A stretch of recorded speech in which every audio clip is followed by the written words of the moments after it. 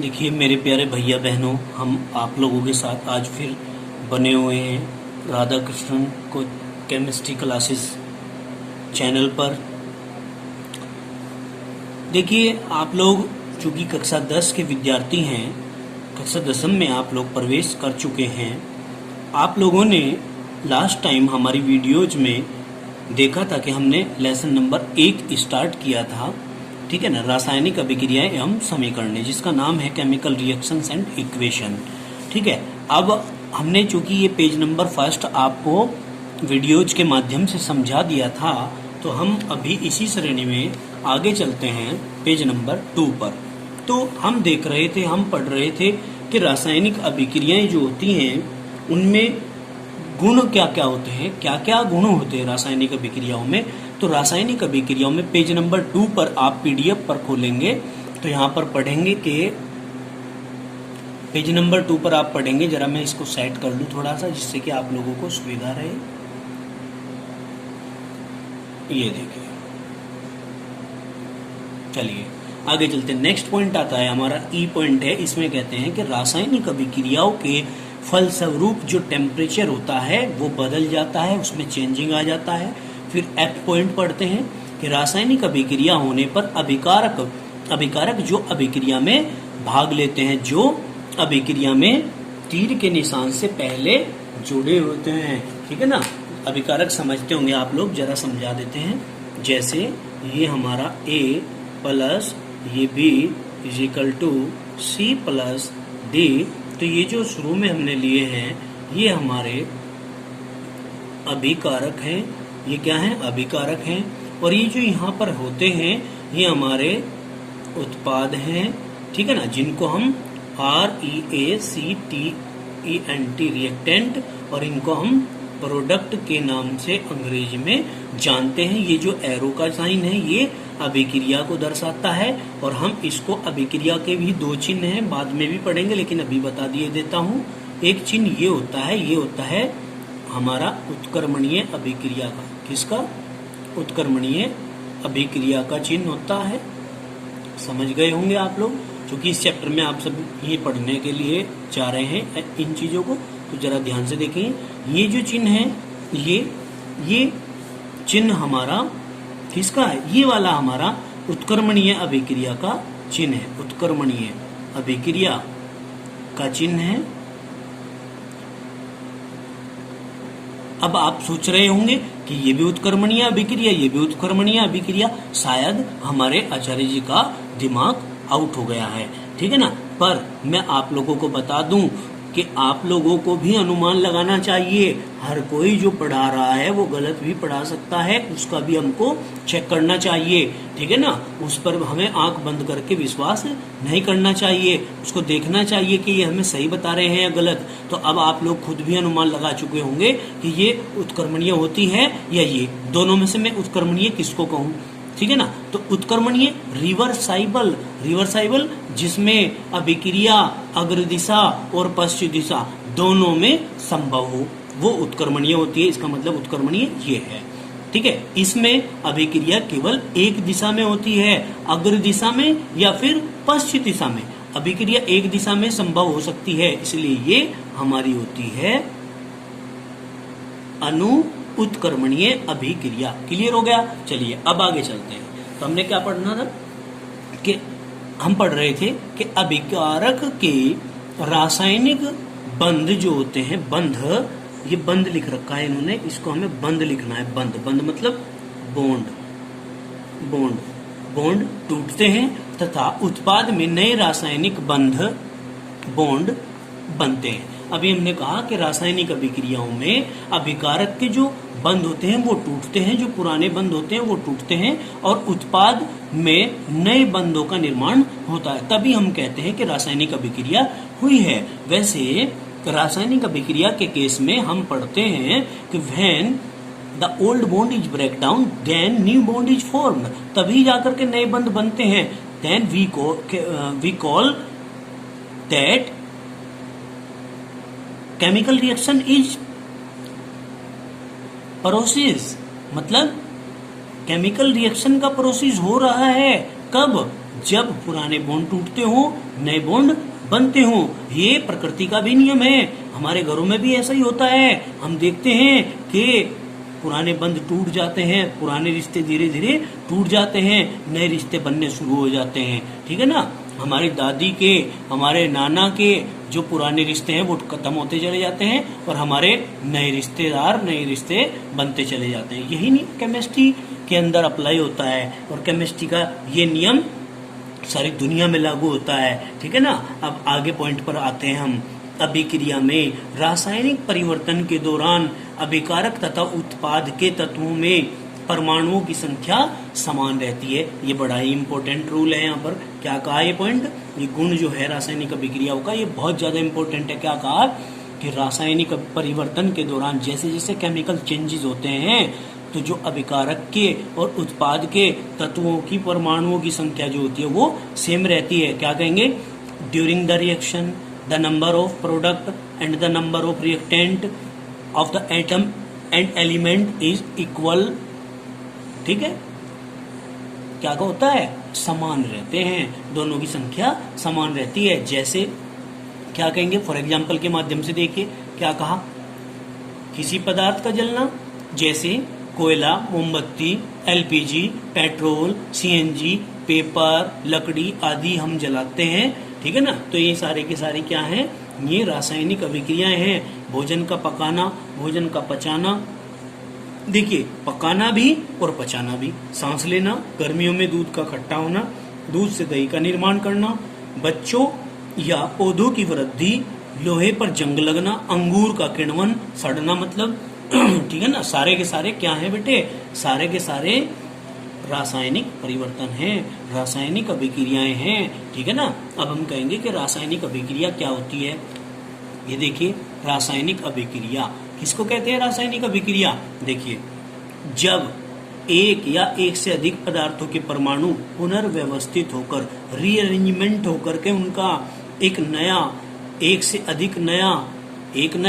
या एक से अधिक नया पदार्थ बना लेते हैं, तो इस परिघटना को हम रासायनिक अभिक्रिया कह देते हैं। क्या कहा जी, कि जब एक या एक से अधिक पदार्थों के परमाणु अपने आप को सेट करके, पुनर्व्यवस्थित करके एक या एक से अधिक पदार्थों का निर्माण कर लेते हैं, तो हम कहते हैं कि रासायनिक अभिक्रिया हुई है। ठीक है जी, आगे चलते हैं। क्या कहा, उदाहरण के माध्यम से हम समझते हैं। कार्बन ऑक्सीजन के साथ क्रिया करके CO2 बनाता है, जिसके गुण कार्बन और O2 से भिन्न होते हैं।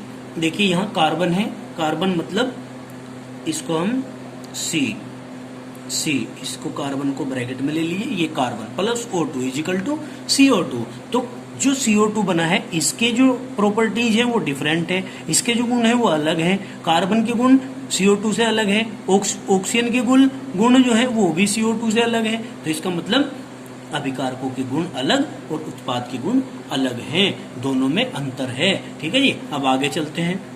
अभिकारकों तथा उत्पादों के ठोस, गैस, द्रव तथा जलीय अवस्थाओं को क्रम से भाई देखो, ठोस होता है तो S सॉलिड का पहला अक्षर ले लिया, गैस होता है तो G, गैस का पहला अक्षर ले लिया, द्रव है तो लिक्विड का L ले लिया, और अगर जलीय है तो A क्यों, एक्वस माने जलीय से हम इसको दर्शा देते हैं। ठीक है ना, क्लियर हुई इतनी बात। अब चूंकि आगे चलते हैं पेज नंबर 3 पर, क्योंकि वीडियो ज्यादा बड़ी जो हो जाती है वो अपलोड होने में दिक्कत करती है, इसलिए हमें थोड़ा सा तीव्र गति से चलना पड़ेगा। अब हम पढ़ते हैं रासायनिक समीकरण के बारे में। इसको हम कहते हैं केमिकल इक्वेशन। किसी रासायनिक अभिक्रिया को उसमें भाग लेने वाले तत्वों तथा बनने वाले पदार्थों को सूत्रों के द्वारा प्रदर्शित करने की विधि को ही हम रासायनिक समीकरण कहते हैं। भाई देखिए, केमिकल इक्वेशन होती क्या है, किसी भी केमिकल रिएक्शन के अंदर जो भाग लेने वाले रिएक्टेंट हैं और जो बनने वाले प्रोडक्ट हैं उनको प्रतीकों या सूत्रों के द्वारा अंकित कर दीजिए, प्रदर्शित कर दीजिए, उनके बीच में तीर का निशान लगा दीजिए। ठीक है ना, तो वही हमारी क्या होती है, वही हमारी रासायनिक समीकरण होती है। उदाहरण के द्वारा हम समझेंगे इसको। क्या कहा उदाहरण में, मैग्नीशियम Mg जब हाइड्रोक्लोरिक अम्ल HCl, फॉर्मूला है HCl से क्रिया करता है तो मैग्नीशियम क्लोराइड बनता है, MgCl2 बनता है। ये M आपको बड़ा बनाना है। ये ध्यान रहे कि प्रत्येक तत्व का जो फर्स्ट अक्षर होता है फर्स्ट लेटर होता है वो कैपिटल और जो सेकंड लेटर होता है वो स्मॉल बनता है, ठीक है ना। जैसे Mg में M बड़ा है, Cl में C बड़ा है, ठीक है ना। तो ये बनाता है तथा हाइड्रोजन गैस निकलती है। इस अभिक्रिया को निम्न समीकरण द्वारा प्रदर्शित करते हैं। क्या कहा जी, देखिए अब इसको मैं थोड़ा सा आपको तरीके से समझा देता हूं। ये है यहाँ हमारा क्या है, Mg M capital G small किसके साथ क्रिया करता है, HCl के साथ क्रिया करता है, इजिकल टू क्या क्या बनता है। देखिए आपने कहा कि MgCl2 बनता है, चूंकि Mg है, Mg का जो परमाणु क्रमांक है वो 12 है और हम इसका इलेक्ट्रॉनिक विन्यास करते हैं तो 2, 8 और 2 आता है। चूंकि इसके बाह्यतम कोश में कितने इलेक्ट्रॉन है, 2 इलेक्ट्रॉन है, इसलिए समीकरण को बैलेंस करने के लिए यहाँ पर 2 लिखना होता है, ठीक है ना। क्योंकि इसके ऊपर प्लस का 2 चार्ज है, जितने प्लस चार्ज होंगे उतने ही इसके हमें लेने पड़ेंगे।